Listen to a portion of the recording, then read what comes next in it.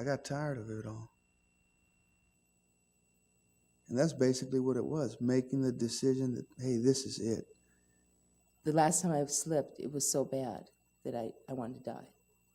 And I know that I have to do some things differently now that I didn't do ever before, and that was getting completely honest. Jail. Jail was all I ever had. It's the only place I ever kicked. I've been on methadone programs twice. I've been in 30-day medical model programs. I've been in indigent detox centers 5 days, private psychiatric hospitals, private psychiatric sessions, just about everything.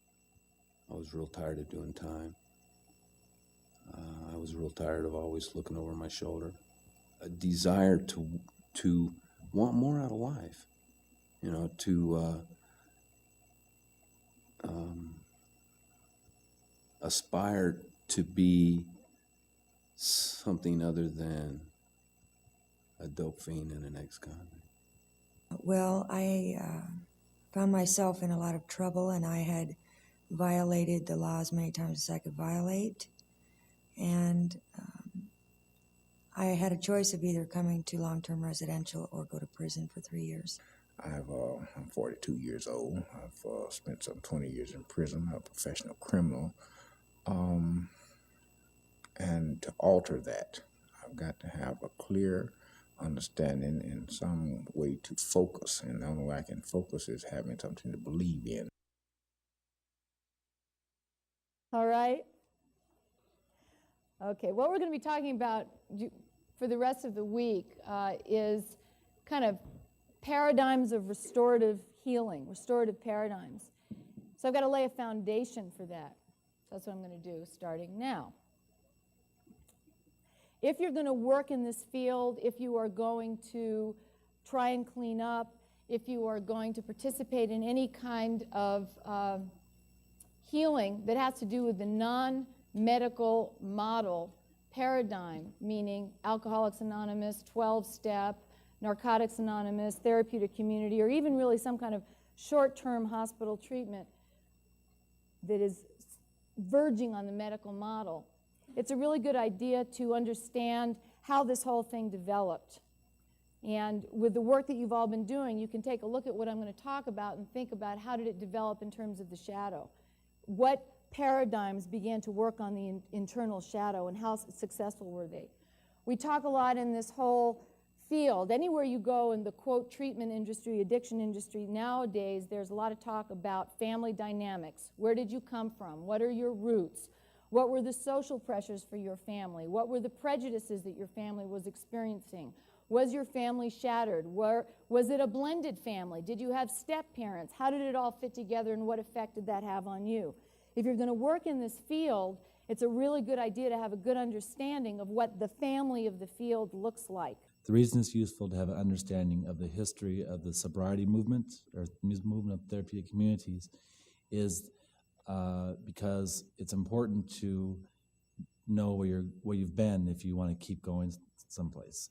If you want to move towards something, you have to know your roots and what motivated you to start, and what the circumstances was that started the whole movement.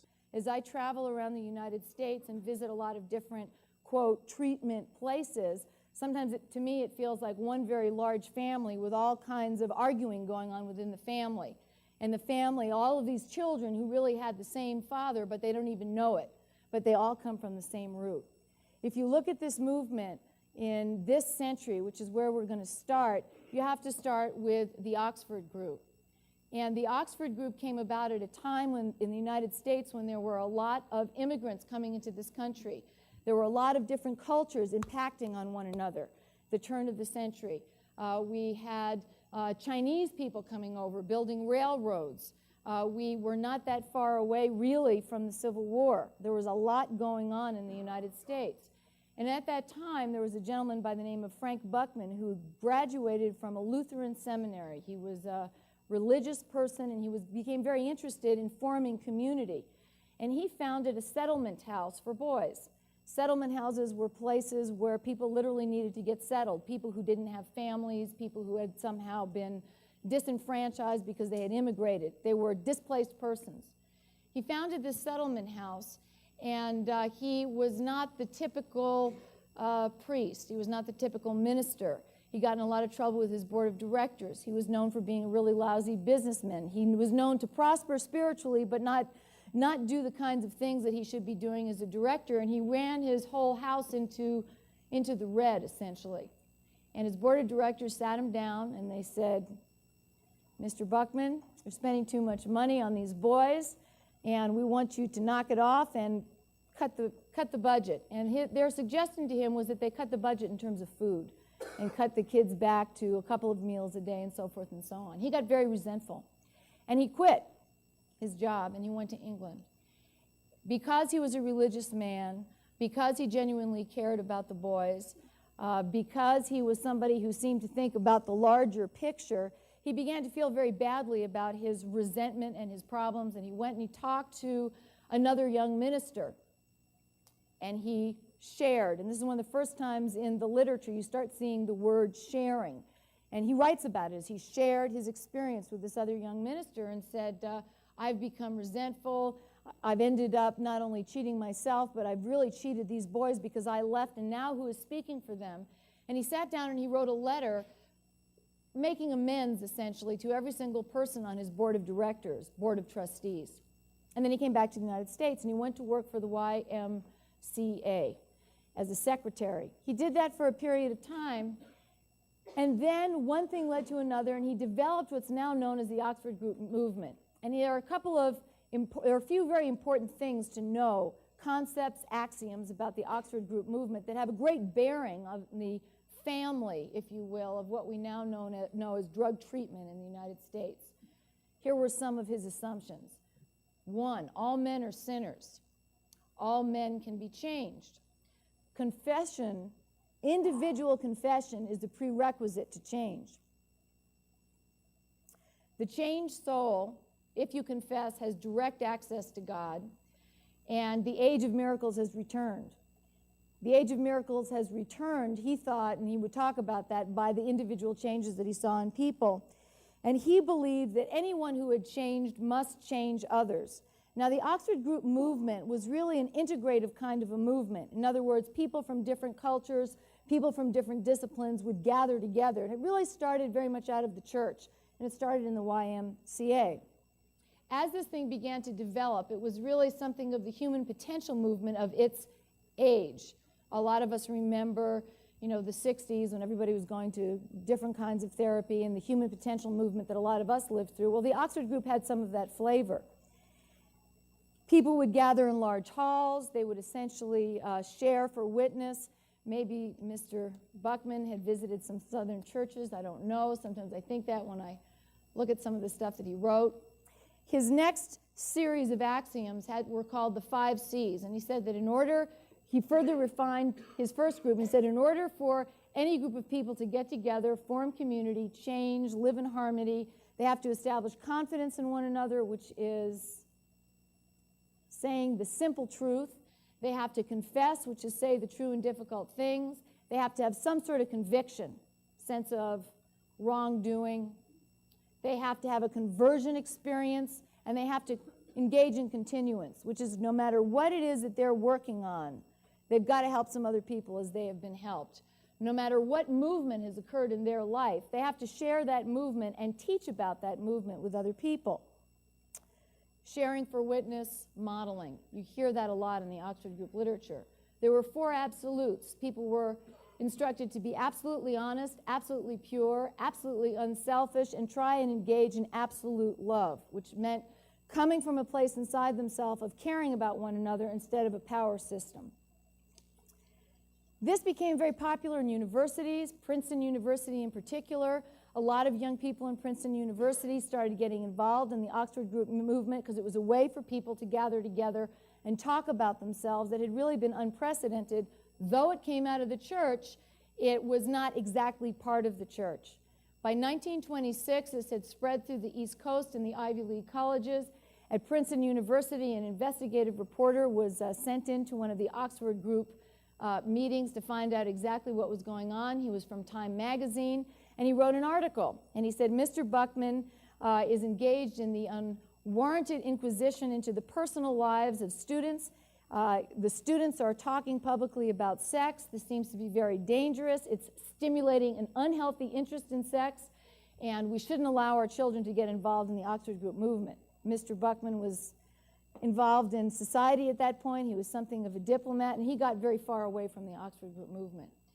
And the Oxford Group movement disintegrated, and it turned into something called the MRA, moral rearmament, and then it faded. Some threads of it are still evident in an organization that's called Up With People. Mr. Buckman had an apprentice, somebody that worked with him, who was an Episcopalian man, an Episcopalian minister named Sam Shoemaker. And 4 years later, the Great Depression hit the United States. People were losing their businesses. People were poor. We had the stock market crash. And Sam Shoemaker was at the Christ Calvary Church in New York City, and he was running a soup kitchen. He was running shelters, and people were standing on line, coming in, trying to get some shelter. Obviously, he ran into a lot of alcoholism. Obviously, a lot of people who weren't alcoholics started becoming alcoholics and drinking. They showed up at this church. Essentially, he was trying to figure out what to do with them, and he began to employ some of those concepts from the Oxford Group in the church at night. He essentially had Oxford Group meetings. What came out of that was what we know today as Alcoholics Anonymous. What came out of that was Bill Wilson attended some of these. He stopped drinking alcohol. He went to Ohio. He understood the 5 C's. He got there, and many of you who are familiar with AA know the famous story of Bill Wilson in the phone booth deciding that it was time for him to help some other people. He called different hospitals trying to find somebody who he could help the way he had been helped, somewhere he could keep continuance going on in his own life. He could continue that effort. He found Dr. Bob. One thing led to another. And by the early 1930s, there were about 40 or 50 alcoholics who had stopped drinking. They came up with the 12 steps. There are some important things to note in the 12 steps when you go down them. They talk about our common welfare coming first. There's talk about powerlessness. There's talk about a power greater than ourselves, making a decision to turn our will and our lives over to God. There's talk about taking a fearless moral inventory of the self, of making amends. And the 12th step is having a spiritual awakening and helping others as they have been helped. If you take the 5 C's and you take the 12 steps and you pull them together, you can break them down and see where they relate. Because of what had happened with the Oxford Group, there was a real important push in both the traditions and the teachings of Alcoholics Anonymous to be anonymous. That principle should always come before personality, that the sanctity of the 12-step movement had to stay within the group meetings. When the big book, the AA Big Book, was written, because all of the people involved in those groups didn't feel that they were helping and reaching enough people, no publisher would accept it. And they finally took donations from different people in order to get that published. Within a very few years, there were 750,000 members, roughly, of Alcoholics Anonymous, because it spread that quickly throughout the United States. There's some things to know about Alcoholics Anonymous in the 12-step effort. The majority of the people who were engaged in that had a reference point for functioning. When you read from Bill Wilson's writings, you hear him say things like, upon entering AA, the spectacle of years of waste threw us into a panic. Financial importance was no longer our principal aim. We now clamored for security with one another. But even when we reestablished our businesses, fears often continued to haunt us. This made us misers and penny pinchers all over again. We were all worried about financial security once again. We forgot that most of the alcoholics in AA had an earning power considerably above average, okay? So when you look at the population that went to AA, there were people, as he said, who had a reference point for functioning. There were people who had held jobs. Many of them were people who had been college educated. The majority of them in the beginning were people a lot like Bill Wilson and Dr. Bob, meaning they were white, college-educated men. Poverty-stricken people. People who are being taught by those who have no cultural knowledge of where they came from, where they would like to go. Maybe AA, in terms of the recovery movement, was the first time in the century where it was okay for a whole circle of white college-educated men to gather together, express their feelings, and cry, because that was not within the paradigm. Within the society, we were in the grips and the throes, and still are to a certain extent, of rugged individualism. I'm a man, I can do it on my own, so forth and so on. It's important to know that through the 40s, 50s, and 60s, there were not large 12-step meetings that included women. There were certainly not a lot of the 12-step community only very recently has included people of color. Okay, so it was started out of that paradigm. Frank Buckman was also, in the Oxford group, a white, middle-class, college-educated man. The next thing that happened was there was a growing interest in terms of narcotic addiction. Up until this point, through the 40s, through the 50s, there was nothing occurring in the United States for narcotics addicts. A man who cleaned up in AA, who fit into that model very well. He had gone to college, he had been a hopeless alcoholic. His name was Chuck Dieterich. He went to Notre Dame, he worked at Gulf Oil, went to AA, cleaned up, and became a fanatic in terms of AA. And essentially, he started bringing the meetings home to his house and had meetings that developed into what he called conversations with a line of no line. He had meetings that began to be a little more confrontive. He had meetings that he said he wanted to be able to laugh and interact in. And his home at that time was on the beach in Venice, California, where, as we all know, there are a lot of drug addicts. Were then, still are now, probably will be tomorrow, maybe in 5 or 10 years from now. Yes? Yes. A very interesting thing began to happen, and that was some people started coming around and participating in the meetings that had a history of addiction. To make a long story short, this man, Chuck Dieterich, realized that he had something going on that was pretty exciting. A number of the people that began participating in what then developed into the Tender Loving Care Club, it was moved then to a little storefront, were people of color, were people who had addiction problems, were people who had been incarcerated.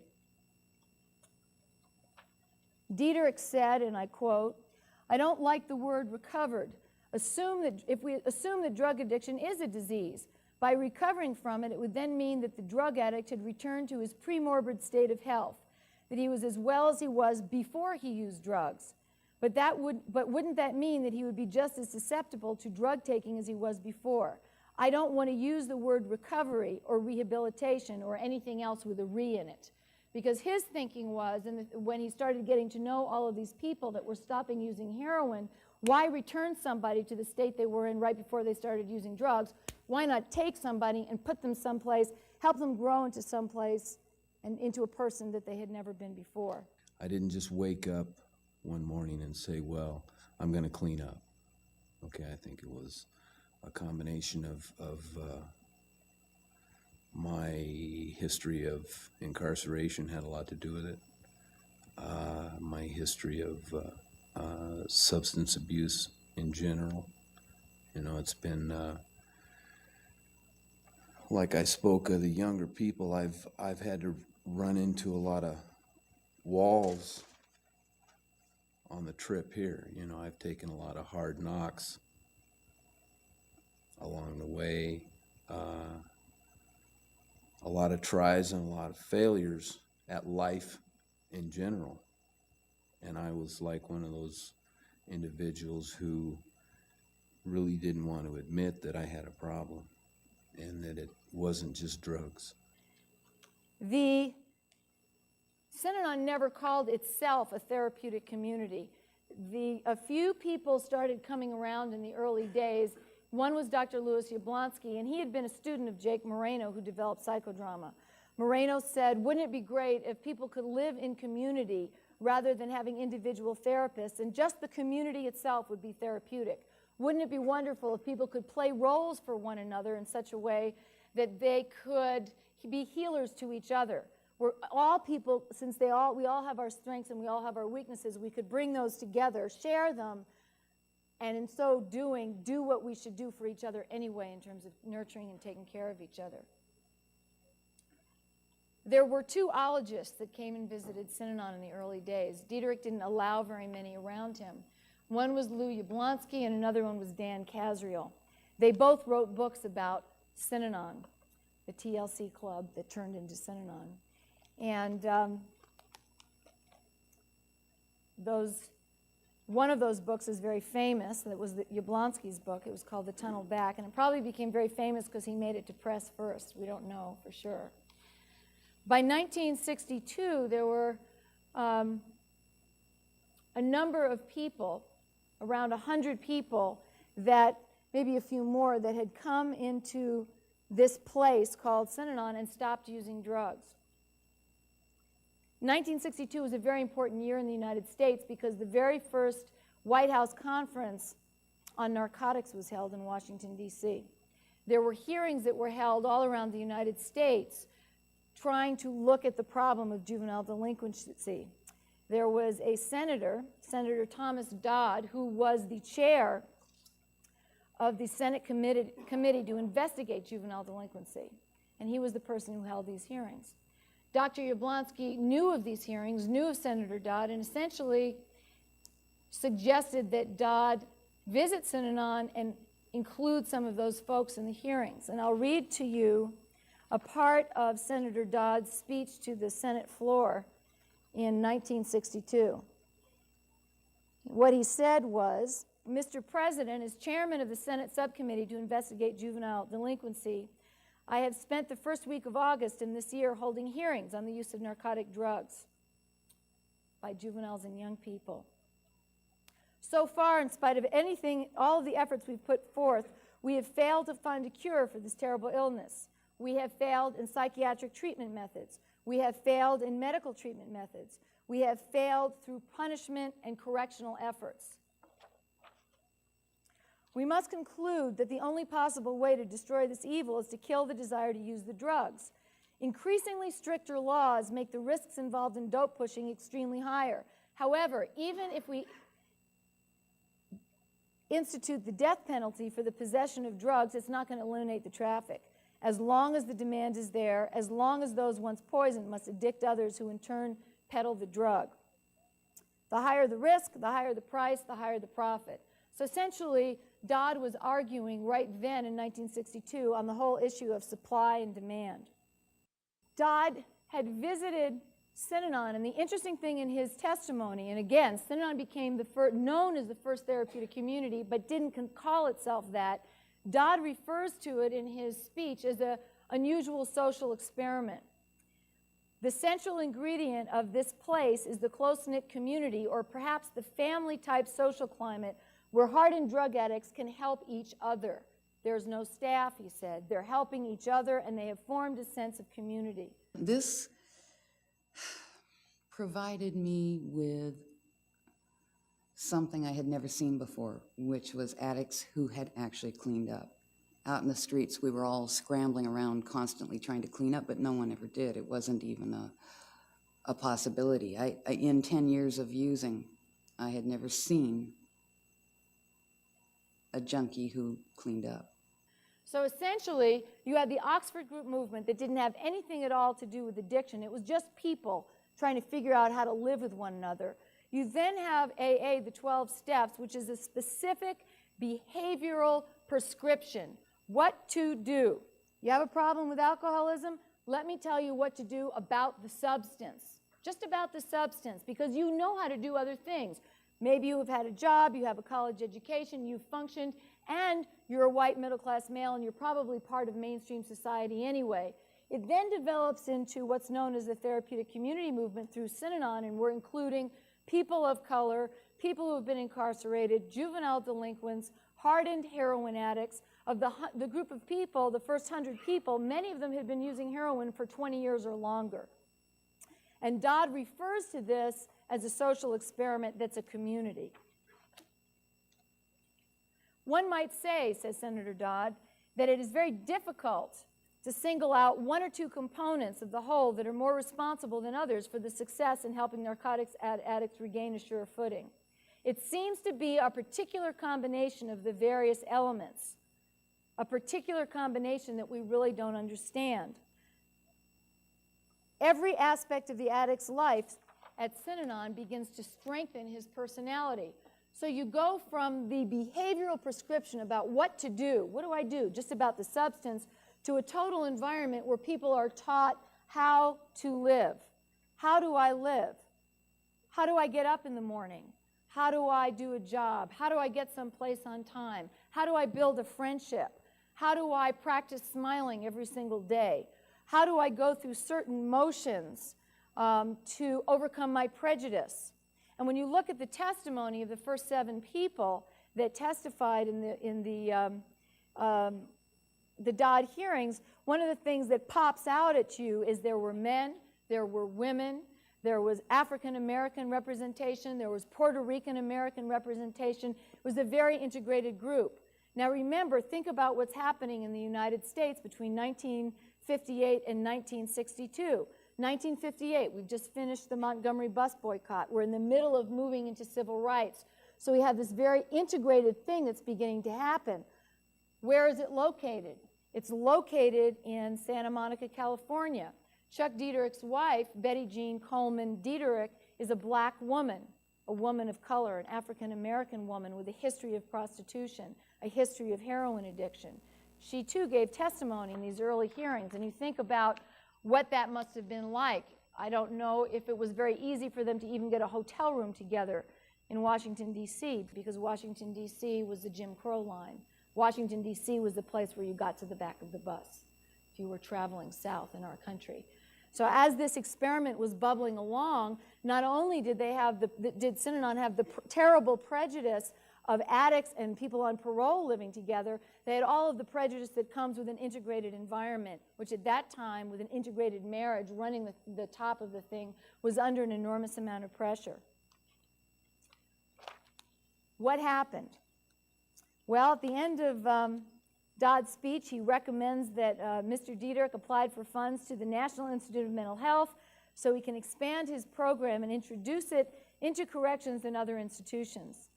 And the upshot of that was essentially that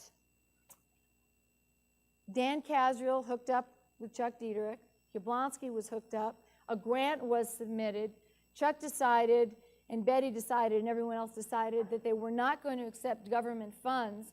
And Dr. Casriel went off, accepted the funds, and founded what we now know as Daytop, and began to call it a therapeutic community, as Jablonski had described Synanon.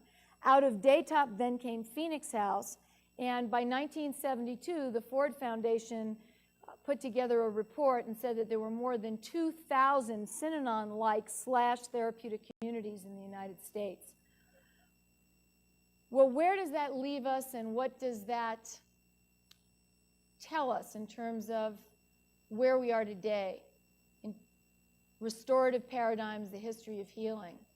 It tells us that in the therapeutic community movement as we know it was the first completely integrated movement in the country that taught people how to live. You go back a step and you see AA with the behavioral prescription. If you go back another step, you have the Oxford group, and then you have on the other side, in the medical model, psychotherapy that asks the question, why? Why are people addicts? That was a dismal failure with addiction. What can you do if you have a substance abuse problem with alcoholism? That's what AA did, which then expanded to include Narcotics Anonymous, and the 12-step community has grown to the therapeutic community movement, which said, here's how to live. The question I think that we have to ask ourselves and we need to examine is, who are all of the people that have been left out of any of those systems? Who are the people that, for whatever reason, the 12-step movement didn't work for? Who are the people today that don't clean up, even in many of the therapeutic communities as we know it? Who are the people that have moved through all of those systems, and not been able to find a kind of a lock, if you will, on their virus? They've got a virus that's a certain shape, a whole series of behaviors, and any system that they get into attempting to change their life does not seem to wholly work for them. And I think that's the question that's really the most important for us. The answers to a lot of those questions, if you look at AA and you look at what occurred in Synanon and you look at the subsequent therapeutic community movement, you see that the answers to those questions have not typically come out of people studying the disease, if you will, of addiction. The answers to those questions so far in the last decade, starting with AA, have come out of the people themselves. So in the next period of time, I'd like you to do some thinking about who are the groups of people that don't necessarily fit into any of those systems and aren't finding a voice, aren't traveling from the back stairs of society to the front and finding some healing or some system whereby they can get to a place that they're whole. Does anybody have any questions? Okay. Good night. The foundation of what I want to be about has to be clear enough for me to grasp. There has to be some conceptual value, how it fits in society, how society views it, the pros and cons. And that's what I got from the information, was how this type of work has been struggling and progressing to this point. And I can buy that. I can work it. I can live with that, you know. And that's kind of where I'm at with my own life.